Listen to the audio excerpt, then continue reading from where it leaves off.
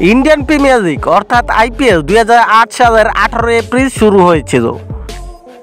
18 April 2024 টুর্নামেন্টটি 16 বছর পূর্ণ করেছে এবং 17 মৌসুমে পা রেখেছে। একই দিনে আইপিএলের নতুন একটি নিয়ম সকলের সামনে এনেছে ব্রডকাস্টাররা। এবার টসের বাস্তবতা সকলের সামনে উন্মোচিত হবে।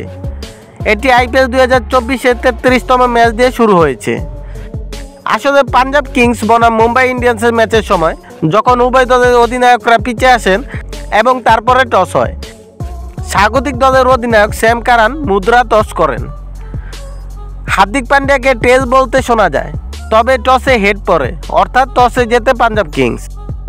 তবে এতদিন পর্যন্ত ম্যাচের রেফারি বলতেন টসের ভাগ্য কী হয়েছে, কিন্তু এখন থেকে ক্যামেরাতেও দেখা যাবে টসে কি এসেছে, হেড না টেল। সেই কারণে টস হওয়ার পরে ক্যামেরাকে কয়েনের দিকে ফোকাস করা হবে। তবে এটা সাধারণত ক্রিকেটে হয় না।